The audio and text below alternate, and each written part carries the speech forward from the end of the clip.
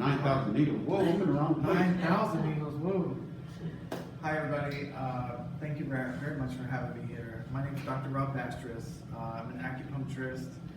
Have been practicing Chinese medicine now for over 2.5 decades. Can't believe that, but it's true. I also teach Qigong classes and do healing work in general. So I'm very happy to be here. Thank you very much for the invitation. And I'm going to go through a couple of things. First, I'm going to show you a video, and then I'm going to do a little slide presentation just to talk about acupuncture, give you some education about it. And then what I'd like to do is, if anybody's interested in getting a treatment, I have paperwork up here. You can just sign a little waiver, and then we can do a treatment for you. And I also have some of the tools that I use that I'll just show you, just to give you some kind of sense of what you might expect when you come in for a treatment. Okay? And then also at the end, if there's any questions, I'm happy to take questions at the end. Okay? So one of the things that I've been doing over the last couple of years is getting my certification in neuroacupuncture. And this is a video done about the neuroacupuncture professor that I'm studying with, some of the cases that he's done. So I wanted to give you some a little inspiration by watching this. It's very quick. It's only 4 minutes long. Okay? Hey, Dad. How are you, man? Good. How are you? Thanks for having me. So this is the place, huh? Yeah, beautiful. I served in the military. I was with the Air Force. Got into a tactical forces group. Went to Iraq. Had a lot of near misses, had a lot of close calls, but one of them got too close. She was at a restaurant in Bogota. There was a cartel related shooting. She unfortunately got caught in the middle of it and got shot in the back. He was born in 2008. Everything was normal, pretty much. And before he started, Can you hear it? I guess you would say that's acting out class and able to basically function with young children. I was on my journey to stop eating and drinking. I was so debilitated by the pain of the trigeminal neuralgia that I couldn't do life. It was an everyday thing. I was walking down a hallway that had no lighting. It was under construction. And I impacted a glass wall with my face and received a severe concussion. For autism spectrum, it's really large. But any specific, really, a lot of times just speaks in like 1 or 2 words expressing something. So like, kind of hungry, or my head, say something like that. The bullet fell through the long annex on the spine. We got hit by a couple of bombs, a couple of explosions, and it tore up my back, my neck, and my head. I started to have problems with vision, headaches, nausea, vertigo. PTSD, pain, anxiety. He's really sensitive to pain. When he falls down, he gets hurt. It's amplified for a child with autism. I was going through occupational, speech, physical therapy, neuro-ophthalmology. And I came to a point to where I sort of hit a plateau. It just wasn't getting any better. I wasn't getting any results with anything. Whatever I knew as life was no more. It was in a very bad place. I was definitely suicidal. And my wife said, I think I found the answer for you. And it's in New Mexico. A doctor called Dr. Howe. He gets people better. I was definitely open to the idea of neuroacupuncture. That's how I came to Dr. Howe. The hows and what they know how to do changes your life. It's been 8 years since I first released the documentary 9,000 Needles, a film which chronicled my brother Devin's unconventional journey as he fought to recover from a devastating stroke. After witnessing firsthand the amazing results of acupuncture and a healthcare system which successfully integrated Eastern and Western medicine, I couldn't help but ask myself, why do we have to travel all the way to China to get it? And why isn't this life-changing medicine available to us right here at home? I couldn't live even like this. My leg. Sure. I'm about to find out as I meet some of today's leading healthcare practitioners who are at the forefront of rethinking and remodeling acupuncture's role in today's modern medicine.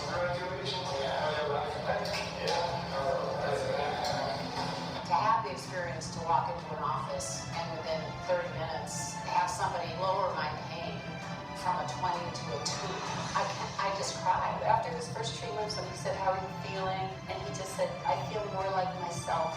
It just felt like he was just something occasional twice a day. My whole body just sort of melted into the seat, into the chair. It gave me hope. Gave me absolute hope. And that night, I slept through the night for the first time in a year without waking up. And I literally felt like my life was back on track and I was going to get better.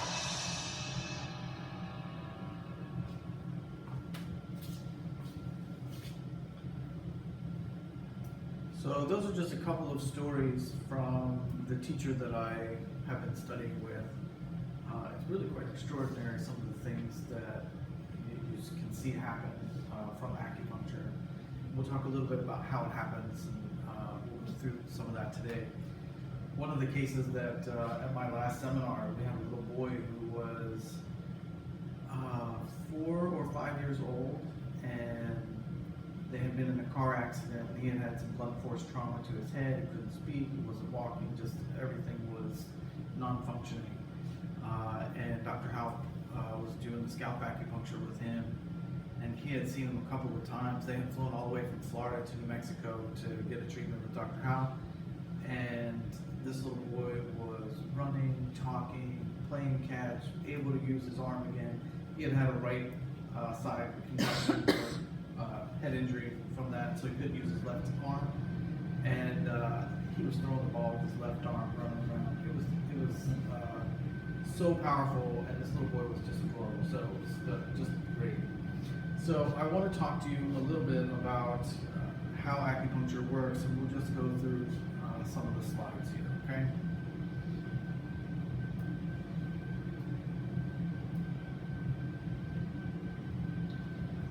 So most of the people think acupuncture is alternative medicine, but if Chinese food is not alternative food and Chinese language is not an alternative language, why is Chinese medicine an alternative medicine?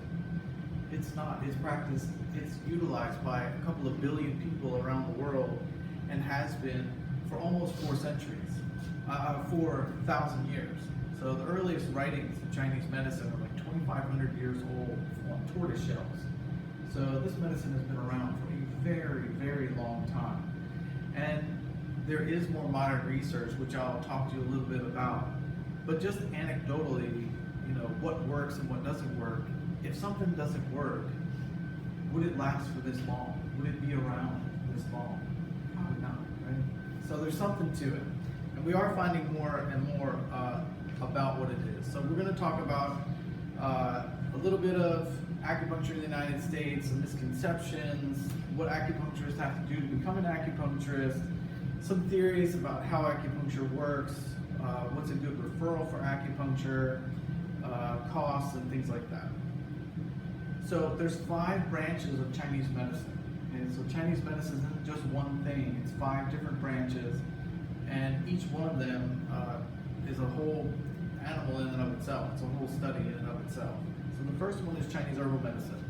Herbal medicine is the oldest form of traditional medicine in the world. It has been around forever, and when you study Chinese herbal medicine, the newer formulas are like 900 years old. These are like the new formulas. Okay, so this has been around for a very long time. The beauty of herbal medicine is that even today, most pharmaceuticals are from these traditional medicines, but they've used chemistry to take a leaf, for example, and find what's the active chemical component, and then take that component, be able to patent that particular molecule of that thing, so then they can make a lot of money off of using it. But really, it has changed some of the structure of what the body will do with it. And so the difference between chewing on a cocoa leaf and getting a mild sedative effect is very different than using cocaine, which is an amazing stimulant effect, right? So Chinese medicine is using the herb or animal part or twig in its natural form, and it's using it with other herbs that enhance its effect or balance its effect. And this has been practiced, again, like I said, for thousands of years. So they've really learned how to cut down on some of the negative side effects. So, that whole long list, if you take this medication, you might grow a third eyeball and you might do this, right? So Chinese medicine has really, because it's been in practice for so long, they've learned how to ameliorate a lot of those negative side effects, so the formulas are very balanced. So that's Chinese herbal medicine. That's one part of that. Acupuncture is the second part. Where's my naked guy? Acupuncture uses fine needles on these acupuncture points. There's over 365 main acupuncture points along 12 different acupuncture channels. There are more channels, it gets far more complicated, but just the basics of it, these points can be activated to stimulate the body function. So what do I mean by that? So from the knees to the toes, the elbows to the fingertips, these are called command points, meaning they have an effect on something. So if I wanted these lights to come on, instead of going out to the light bulb and screwing the light bulb in every time or unscrewing it every time I want to turn it off, we go to the light switch because it's connected, right? Each one of these points is actually called a gate, and it's a way to connect in with the body, and each one of these points will stimulate a particular part of the body to do something. There's different styles of acupuncture. So what Dr. Howe does is called scalp acupuncture. And that's actually a combination of Western neuroanatomy using like the primary sensory cortex, the primary motor cortex, the area of the brain that regulates the vascular autonomic system, the part that regulates speech, vision, and stimulating needles on the scalp to activate that part of the brain. And they've actually found in doing research that when you stimulate those points in the brain, it will actually help the brain to secrete stem cells. I'll get to this more as well, but stem cells and also all kinds of neurotransmitters and hormones that affect the body's function. So acupuncture is utilizing the body, the electrical circuits in the body. Many of the acupuncture points follow along with nerves. They follow nerve channels, but more what they're finding is the acupuncture channels actually follow the body's fascia. How many people know what fascia is? Familiar with fascia? Anybody eating a piece of chicken? Nobody's eating a piece of chicken? Come on now. You've all eaten a piece of chicken, haven't you? Yes. So when you take the thicker skin off the chicken, there's that real thin sheath around the chicken. That's fascia. Everybody's muscles are covered with that really thin material called fascia, but it's super electrically conductive, okay? So when you're stimulating with the acupuncture needle or even hooking up to electric stim, I have a little electric stim there, when you do that, you're putting energy, you're putting electrons into the body's fascia. That fascia follows a particular circuit, which the Chinese mapped out thousands of years ago. How? I do not know. It's incredible. It really is incredible. But thousands of years ago, they mapped out the body, and this channel, this circuit, if you energize it with either an acupuncture needle or with electric stim, you are increasing the electrical charge that is going through that area, and that will stimulate the body's function. So that's a little bit about acupuncture. We'll talk more about it. Massage, in Chinese medicine, massage is a little bit different than like your European massage. There's a technique called Tui Na, and Tui Na is actually stimulating again that fascia. It's a manual manipulation of the fascia. Nutrition and lifestyle. This is so fascinating. There's a book on dietary function in Chinese medicine, and they look at the energetics of food, and they use the energetics of the food to balance the constitution of the person. So if, for example, somebody's hot all the time, they don't like the heat, they go outside, they just feel just wiped out by the heat, and they just aggravated or agitated when there's too much heat. Well, if that person eats a lot of cayenne, or if they do a lot of sugar, or if they have a lot of ginger, which is all very warming, that's going to agitate them. So to balance that person, they might eat cucumbers or watermelon or squash, foods that are naturally kind of cool, right? the number one cure for heat in the summertime is watermelon. That's an actual herb in China. They use it herbally in Chinese medicine so that you don't have a heat stroke in the summertime. So the energetic of the food is used to balance the energy of the person. So if you're cold, if you're lethargic, then you want to eat more warming, drying foods. And if you're already hot and dry, then you want to eat cooling and moistening foods. So that's a little bit about different things about nutrition.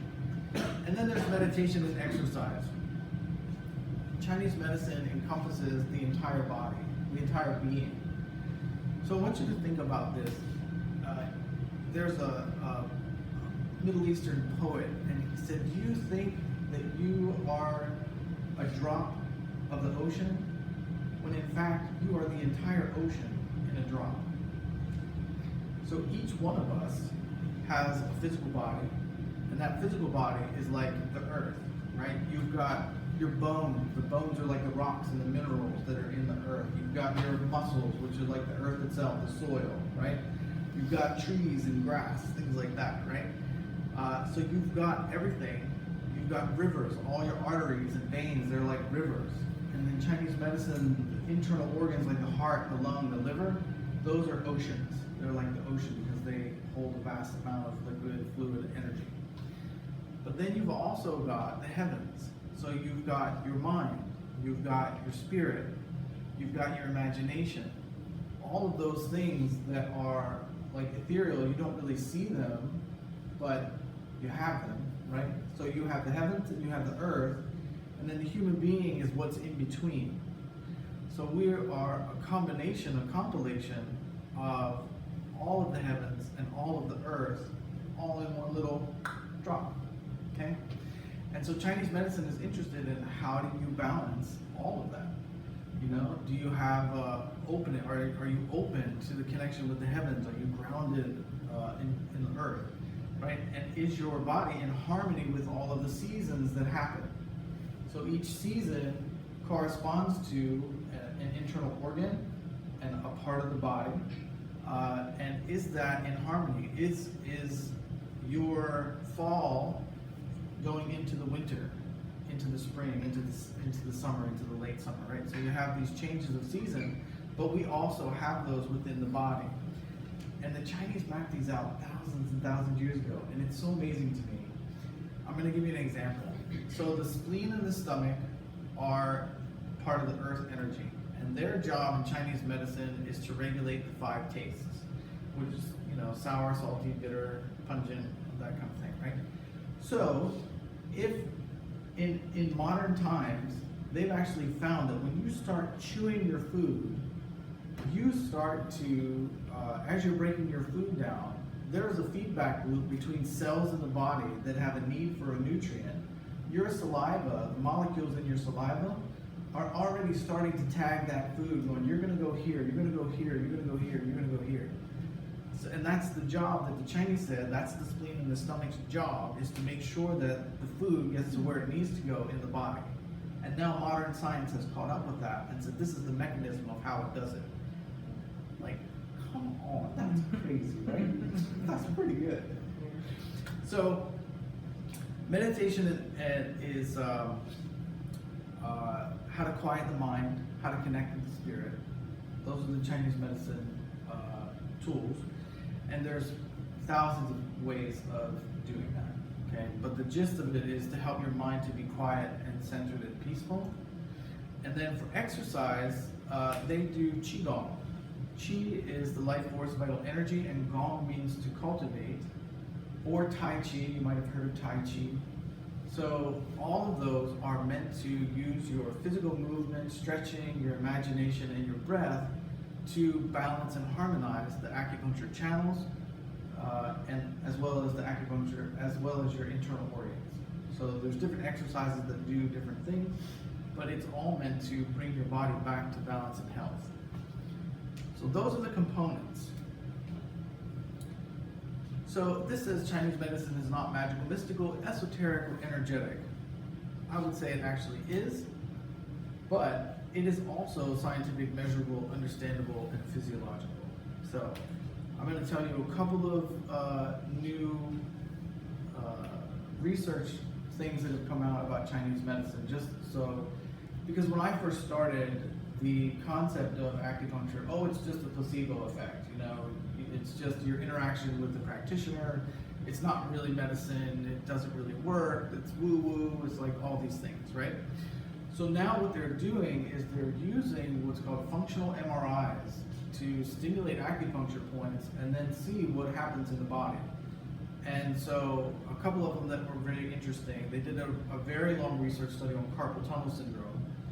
And what they found was that acupuncture over time would increase the rate of nerve conduction in the arm itself, but in the brain, on the sensory cortex of the brain, as carpal tunnel gets very bad, people have a very difficult time to tell which finger you're touching. They could tell you, oh, you're touching my finger, and you'll say, which finger is it? And they'll say, oh, I don't know. Because on the sensory cortex, each digit of the finger has its own area of that sensory cortex. But as the carpal tunnel gets worse, that all comes down to one little dot on the cortex, and then you can't distinguish. So over time, what they found was that through acupuncture, each of the digits came back, each one started to light up individually again on that sensory cortex. So that's one study about how acupuncture is more useful. They did another one on a point called stomach 36, which is right down here. It's on the stomach channel.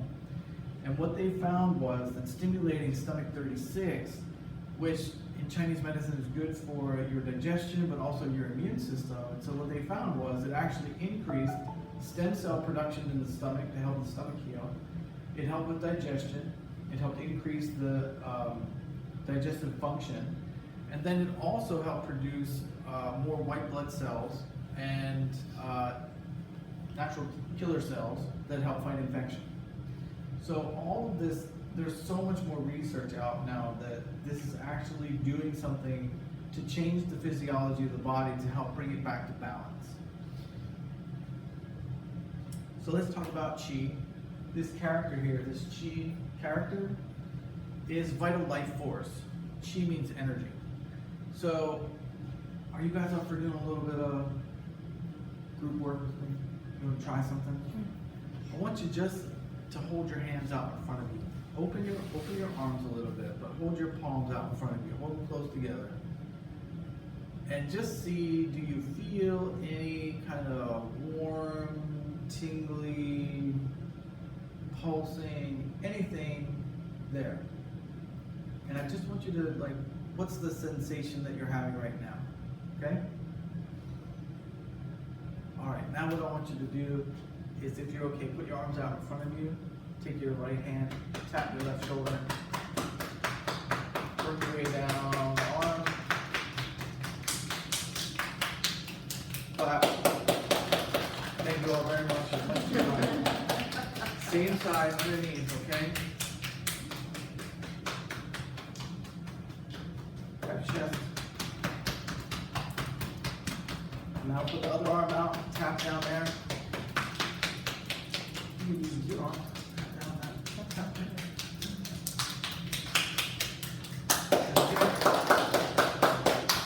Same side underneath. Here again. Okay, now shake your arms. All right, now do that again. Good. Not touch it, don't touch, just next to it. And then just go like this, pull them apart, put them back together. Anybody feel a change? Feel different? Yeah, good. What do you feel? I don't know what it is. Like a pulse or magnetic kind of feeling? Yeah, magnetic. Yes, that's Yeah, it. I okay. do. How many people feel that? Kind of, you have a sense of it, you have a sense of it, you have a sense of it. Okay, awesome. That is an experience of what the Chinese medicine we call Qi, okay, which is a vital life force, energy, and everybody who's alive has it to varying degrees or another. But we all have it, and it's all moving through this fascia, all moving through the organs of the body, every tissue of your body. That's This is the moving force, through. force, right? That is the Yes, absolutely. Don't steal my thunder. That's exactly what it is. So, wherever this energy is, it has different terms, but it all means the same vital life energy. But if it's in the stomach, the Chinese called it gu qi, because they like fancy bags, right? No, it's called gu qi. That means the stomach qi. It means the enough energy in that area to break down your food and make sure it gets to where it needs to go. But if it's in the chest, if it's the lungs, it's called zong qi, which means the air, the energy from the air in the lungs. And then it gets mixed with the energy from the kidneys. And so that energy from the kidneys, that energy from the food, that energy from the air, that energy from the heart, all mixes together. And then you have something what's called true qi or zeng qi. And this zeng qi travels through all the channels, all the pathways, circulates through the body as you. So you, for example, like when you eat an apple, if I eat an apple, I don't turn into you, you don't turn into me, even though we eat the same thing, right? So we're all unique in that way. So our chi's kind of got an individual blueprint, but this energy, depending on where it is in the body, they call it something else. So that's why there's so many names for chi, because it's a description of this vital life energy doing a particular function in a particular place. So the main functions of qi is activity, warming, defense, like your immune system, transformation, turning that apple into you, that's a transformation process, and containment, meaning, this is a really interesting one. So the kidney energy, the kidneys are energy that lifts you up. It's that ability to like walk to the top of the mountain, right? Will get you up at 5 in the morning to go jog, whatever, right? So the kidney energy goes up, and it's all about maintaining your resources. But the kidneys are affected by fear. So what happens if you get too scared? It goes down, right? That energy goes down. So the kidneys are responsible for your urine, right? So if you get too scared, what happens? Right? We wet our pants, right?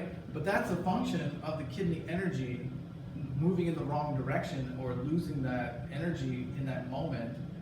So this is just a description of that. Your lungs and your stomach, each one, the heart, everything you want to go down the chest, right? So if your stomach energy is moving downward, which it should, then you'll be able to digest your food. But the stomach energy going in the wrong way looks like hiccups or nausea or even vomiting.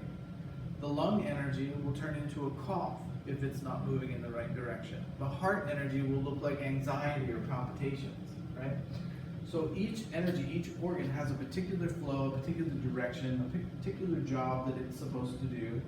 And then there can be imbalances in that, which is what the acupuncturist is trained to diagnose and then help to correct.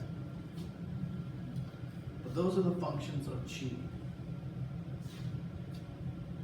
The actual character here is super interesting.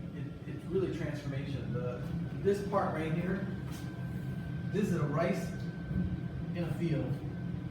This is in a pot, and this is steam. I just love the thinking outside the box of all the Chinese characters. It's really incredible. So what it means is the essence, right? A rice kernel is very dense, but it has a lot of energy in it. And when you cook it, it transforms the cooking, creates steam.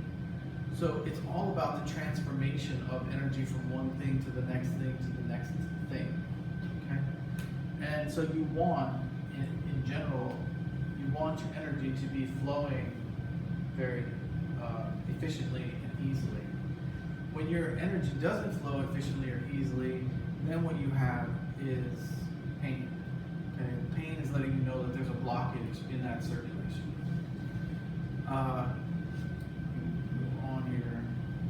So I talked a little bit about how these work. The acupuncture points are near nerve bundles. They follow nerve pathways. They're close to major blood vessels.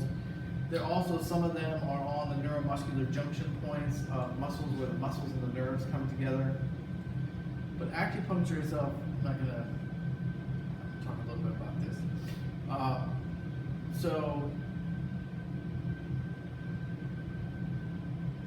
yeah, let me just finish this thought. The acupuncture points themselves help to stimulate circulation to relieve pain. They also help to increase circulation, they help vasodilate. They basically help bring the body back to homeostasis, or its normal function. So this is what acupuncturists do. It's actually a 3.5-year master's program to be able to practice acupuncture, and then there's another 1.5 to 2 years to get a doctorate in acupuncture. And we have to study anatomy, physiology, pathology, pharmacology, clinical diagnosis, public health, learn how to do orthoneuro evals, and then also study acupuncture, Chinese herbal medicine, traditional Chinese medicine, pathology, traditional Chinese medicine, physiology, TCM diagnostic techniques. Some people learn how to do Tuina, massage, study nutrition, and then either Tai Chi or Qigong. So there's a lot that goes into becoming a practitioner of traditional Chinese medicine. I already talked about a bunch of these. This is really nice. This is cool though. When you do stimulate the acupuncture points, it will help release endorphins, which are natural pain relievers, also natural anti-inflammatories. So it stimulates the hormone system as well as the nervous system to create short-term and long-term effects that help balance the body. One of the things that acupuncture used a lot for now is pain. Because of that opioid release, you make opioids in your brain, and your body will respond to them. Obviously, they help with pain relief, but it's not addictive because your body's producing it, and it's a much better alternative for many people who either have addiction issues or don't respond well to pain medications. Alright. This one here is interesting, and this is about the neuroacupuncture. They are finding, we used to say that if there was injury to the brain, that was just it, you've lost that function, it's just done. And now what they found is it's actually really not true, that your brain has what's called neuroplasticity, meaning your brain will rewire itself, like rewire, make new neural connections. So cool, you actually can see, they have a petri dish and they have 2 nerve endings, and when they put a current through, you actually see them like walking towards each other and connecting. So a lot can change, a lot can heal that we didn't think could heal before. Okay, I'm not going to talk about acupuncture research from that point of view. So, a lot of things that we might treat in the office: nausea from pregnancy or chemotherapy, neuropathy from diabetes. I treat a lot of migraines, chronic cough, sinus congestion, Parkinson's. I have a lady who I'm treating. Her tremor's doing really well now. Really calmed down. Dizziness, vertigo, anxiety and depression is a big one. Anxiety and depression is a big one because acupuncture helps stimulate serotonin and dopamine, and that helps you relax, feeling much more calm. It also releases oxytocin, which is like that. If you hug somebody for like more than 30 seconds, you get a little oxytocin rush. You like that person a lot more. So it does that as well. A lot of folks with thyroid issues. I mean, there's so many things that acupuncture can help with. I would say any type of chronic condition, acupuncture will support somebody in helping them to get better. When I was getting my doctorate, I was looking at a research study, and they followed 200 people with stages 1 through 4 of colon cancer. They followed them for over 5 years. And they compared that cohort of 200 people to the standard of care treatment in the state. I believe it was the state of Washington.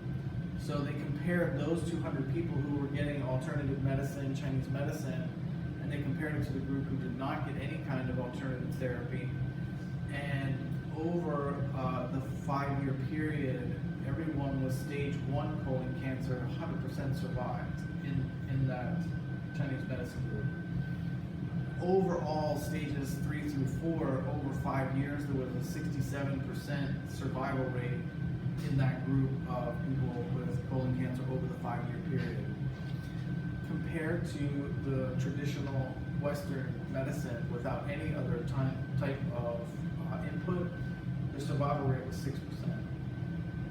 So this is really, I can't overemphasize the benefit of potentially doing this kind of work to help you balance your body system. So that was just one study. There's lots and lots of studies about how using alternative medicine to help balance your system helps with, even especially in conjunction with Western medicine. So these are other things. I actually specialize. So I specialize in neuroacupuncture. I also specialize in food and environmental allergies.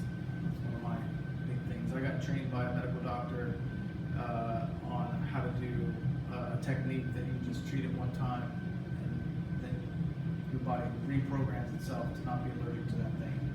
Very cool. All right, so share this information with your family and friends, and just let them know.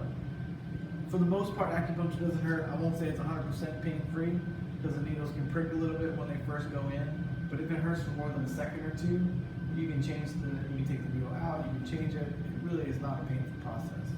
I get a kick out of the people with tattoos all over. They're like, oh, acupuncture, oh my God, I'm gonna do that. I'm like, okay. It does treat more than just pain. Like I said, it helps to balance the body's system, so it can treat more than one thing. And it is a therapy, so not to have that expectation like, oh, I had acupuncture one time or 2 times and it didn't work. Well, acupuncture is trying to balance your system against all the other things that are causing imbalances to your system. So if you've had a chronic condition for 20 years and you did 2 acupuncture treatments and you said, oh, acupuncture didn't work, well, that's not exactly fair to say. If you had high blood pressure and you took 1 pill, or you took 2 pills and then you said, well, my blood pressure is still high, I don't know, it doesn't work, right? That's not really fair. And if you went to the gym and you said, oh, I'm 200 pounds overweight, I worked out twice, I don't look like Arnold Schwarzenegger, this exercise thing, this is crap, this doesn't work, right? So it is a therapy, it takes time to work. And in fact, they've done research that shows the endorphin level, that pain relieving level, if you get acupuncture twice a week in a 6-week period, that what happens is that endorphin level goes up and down, but each time you get a treatment, it goes back up. So at the end of a 6-week period, your baseline of endorphin production is much higher than when you started, and that can actually last for up to 2 years. So there's a lot of research that shows the benefits of it and over a longer period of time, but a one and done is just not typical. Insurance may cover it. UPMC covers 12 visits a year for neck pain, low back pain, a couple of other things, vomiting if you're pregnant. They cover it for a few things. Medicare is beginning to cover acupuncture for lower back pain, but you have to go to a medical doctor for that. That's a whole political thing. I don't have time to talk about it, but it's, in another 5 years or 10 years, something like that, they'll pay acupuncturists to do it. Okay, so we talked about Qi. We didn't really talk about how acupuncture came to the United States. We did talk a little bit about how acupuncturists are trained. We talked about some of how acupuncture works and what's a good referral. At my office in Wet Wellness, we charge $120 for initial consultation and evaluation, and then follow-up treatments are $90. And we do take Blue Cross Blue Shield, UPMC, a couple other ones. Okay. Now I'm curious if there's any questions or if anybody would like to try a treatment. Don't everybody jump on all at one time. You want to try it. Yes, or you have a question? Questions, I want to try it also. So you gave us a lot of positive things. Are there any negative effects to this? You can get bruises. Like permanent damage or anything like that? The worst thing that can potentially happen really is called a pneumothorax, which means that a needle penetrates the lungs. That's really uncommon because most people are super careful when they're working in the chest area. But that's probably the worst thing that could happen. I've had people pass out every now and again. They had they had Probably should have led with that. hypoadrenal. You know, they had anxiety and their adrenals weren't very strong, so they got nervous and they passed out. So, I mean that can happen as well, but for the most part, it's extremely safe. Okay, where's your office located? Fox Chapel Way Wellness Center. I have cards here. Okay. Yeah. Yes, ma'am. So when you're doing the treatment, you put the needles in the person. How long do the needles stay in? A half hour, 15 minutes? How long is this a treatment? So it depends. There's different styles of treatment. There are Japanese styles where the needles just go in and out. And most of the time though, at least 20 minutes is a good ballpark. And sometimes the treatments will last longer. They could take them to an hour. So 20 minutes to an hour is a typical. Yeah. It also depends if you're doing other techniques with it, like cupping or, you know, other things like that. But yeah, 20 minutes to an hour. Any other questions? How many people, just so I have a sense, how many people are interested in trying it? Okay, so, do you have a pen? I don't have a pen. Okay. So anybody who's interested in trying it, I have a waiver form, so raise your hand